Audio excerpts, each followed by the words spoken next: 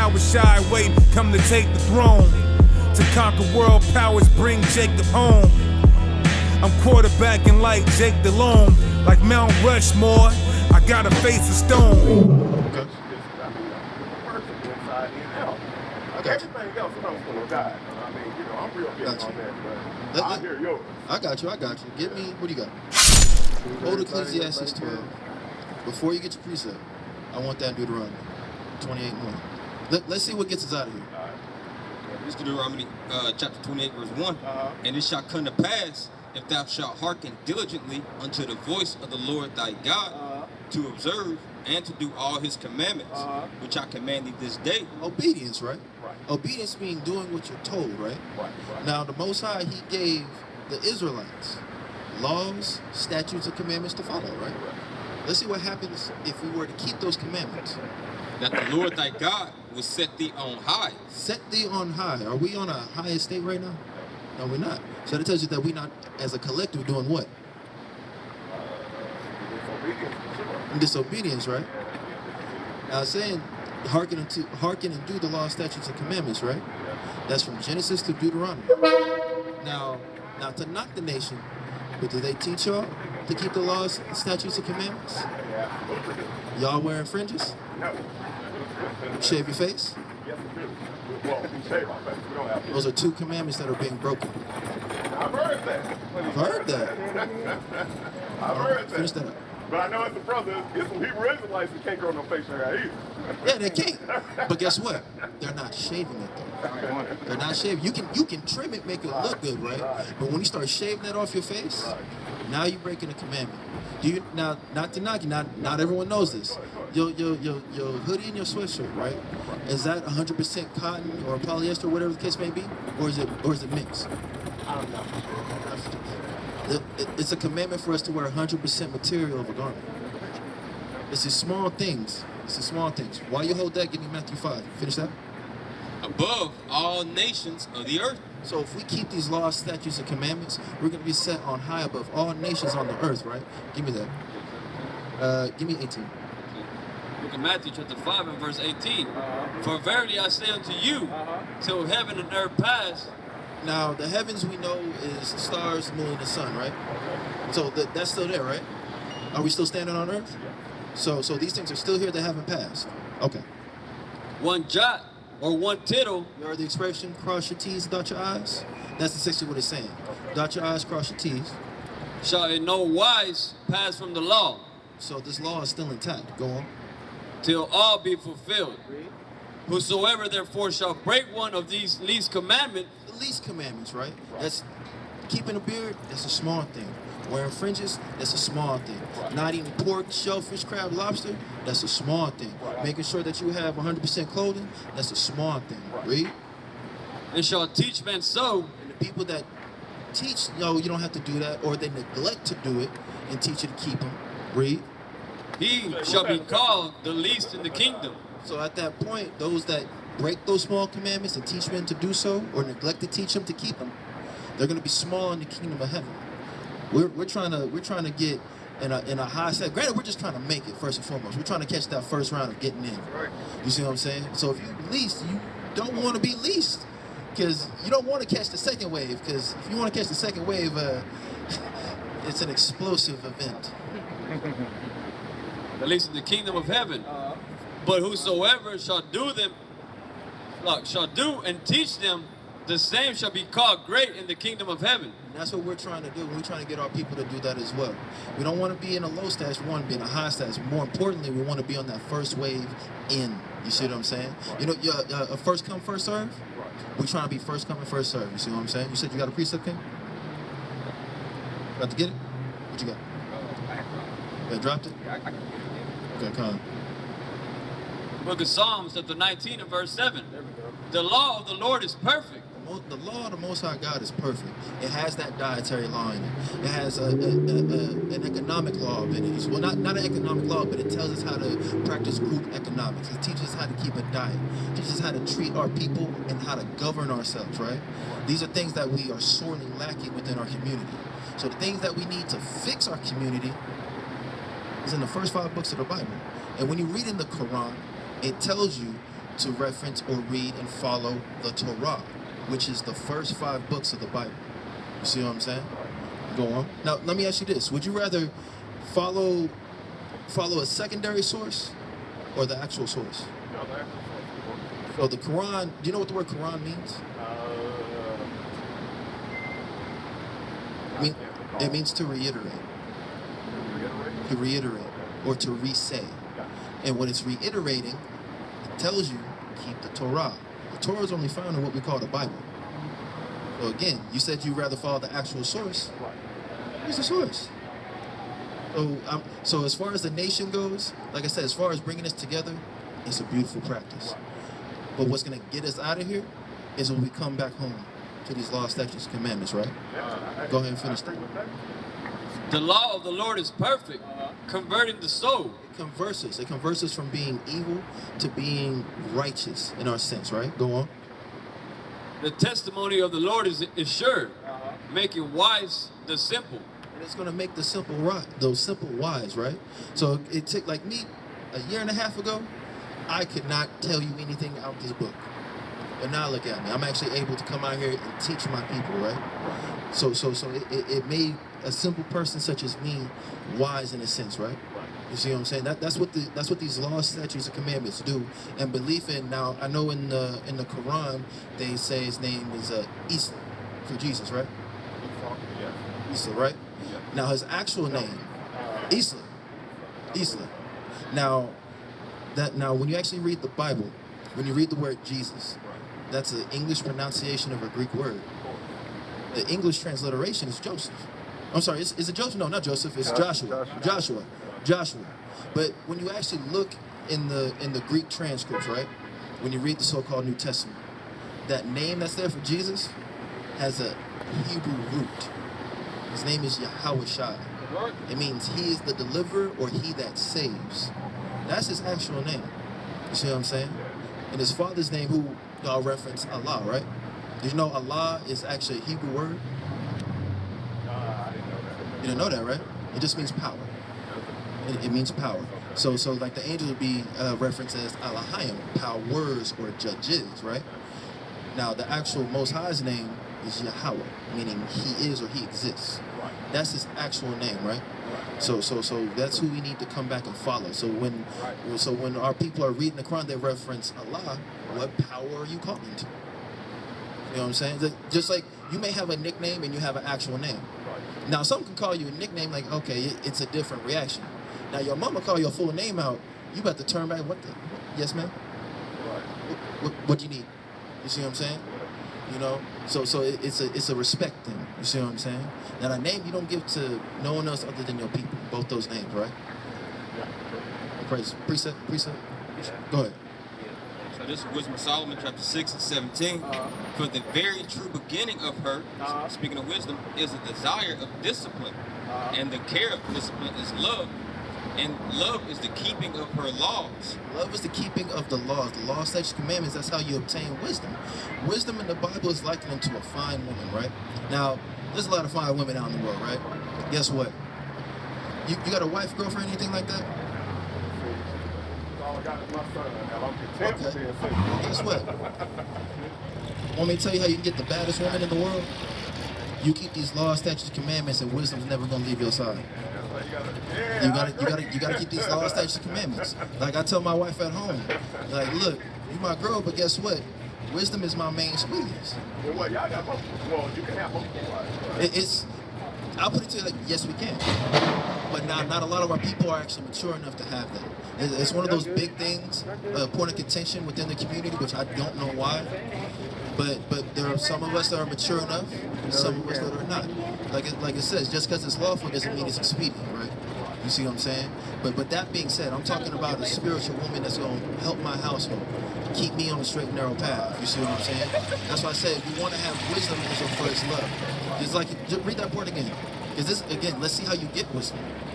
And Wisdom of Solomon 6 and 17, for the very true beginning of her is the desire of discipline. Right? And so we have to be disciplined. Like all these brothers up here, we're disciplined, right? There was a point where we're completely unruly. We were not disciplined at all. We were just out here just like every random regular person. We out here wilding, right? But we found discipline.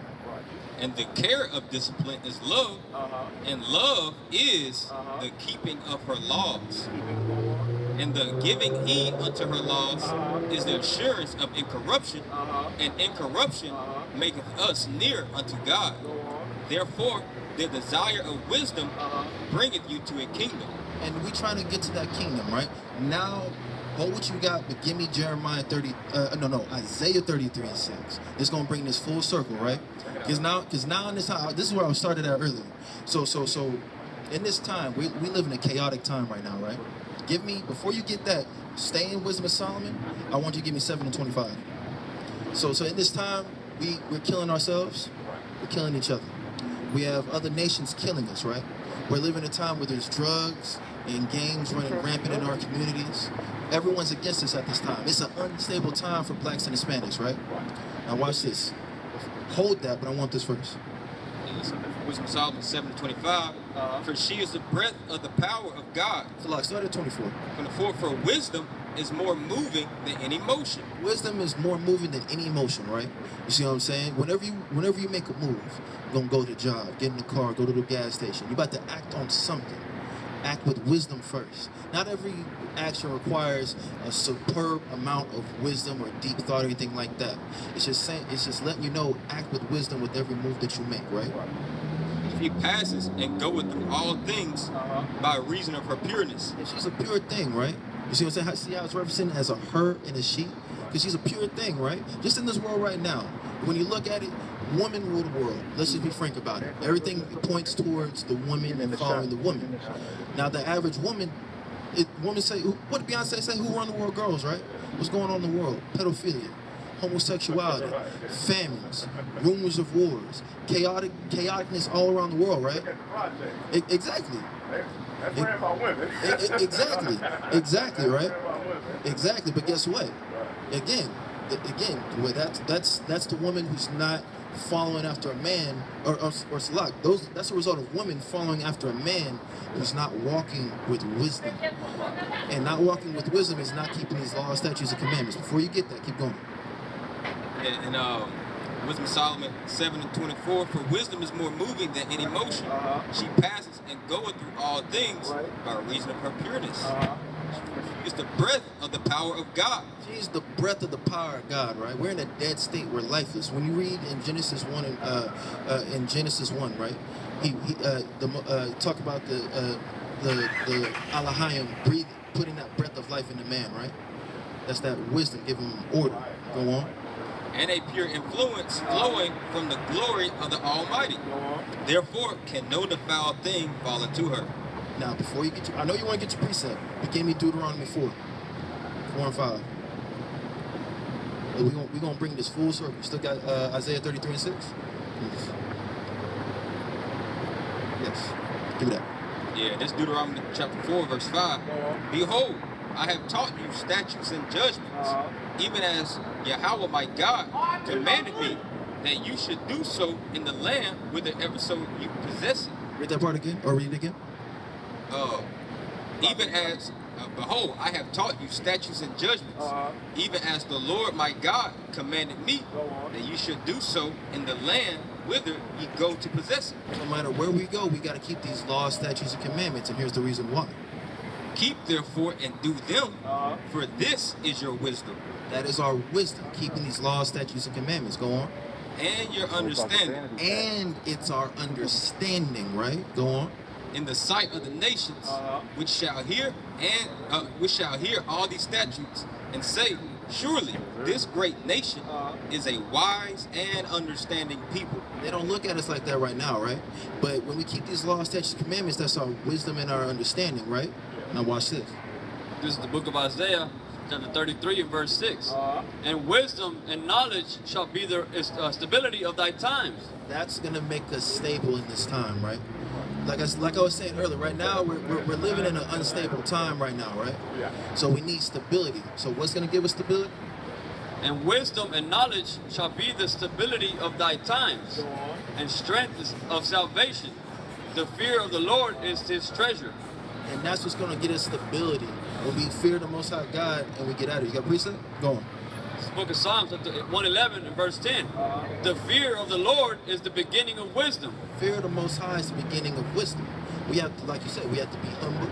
And you like the word Muslim means what? To submit oneself to God, right? Right. So that's what you have to do. You have to submit yourself to the Most High and be what? Be obedient. And how do we be obedient? Like we discussed earlier, keeping these laws, statutes, and commandments. That's that fear of the Most High. Read.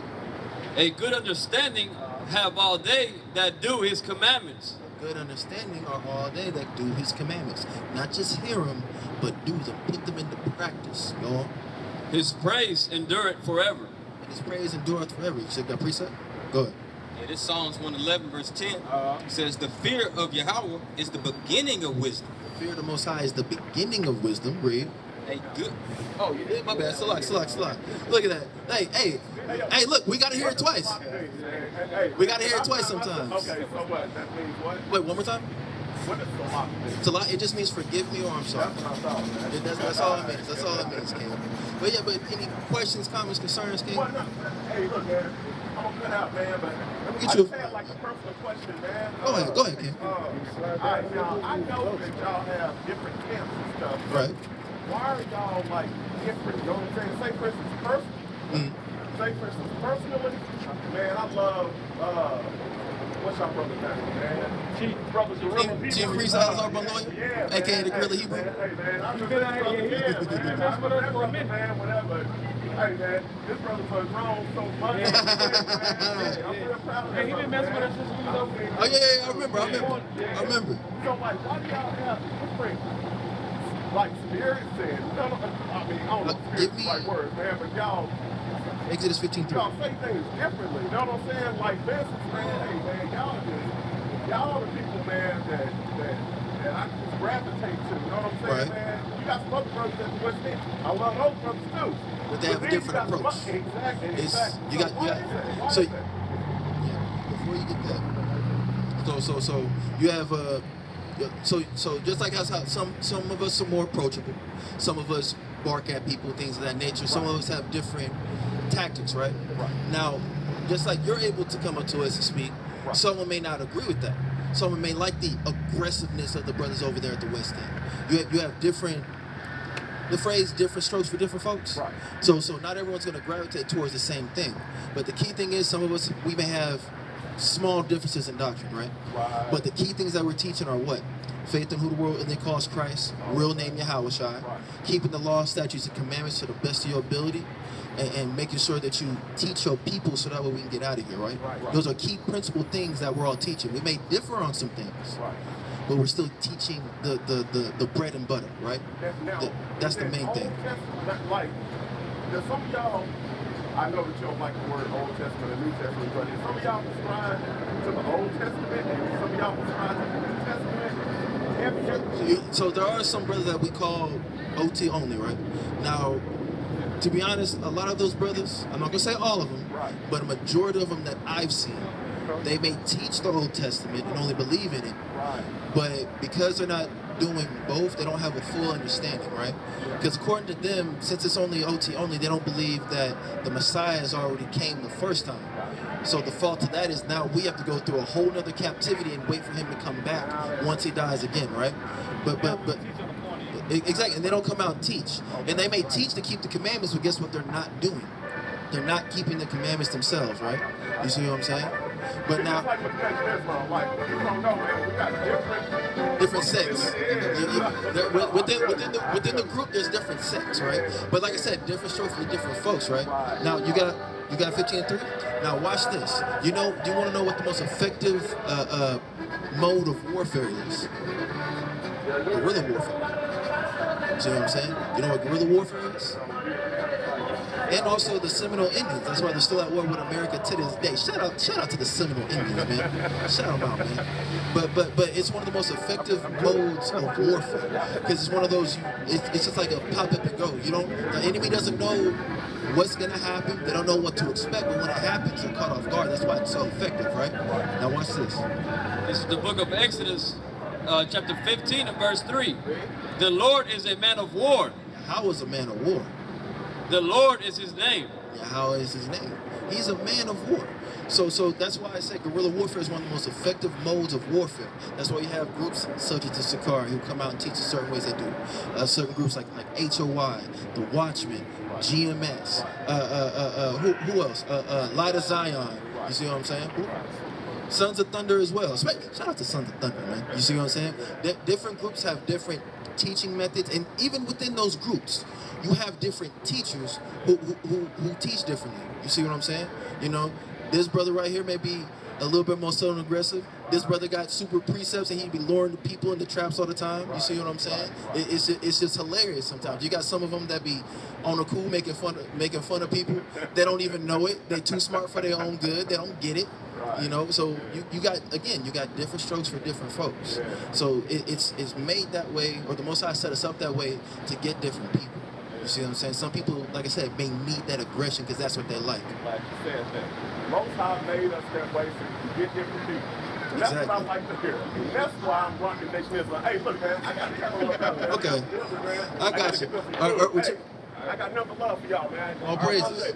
All praises. Get this precept while he's on his way out. This Ephesians chapter 4 and 11.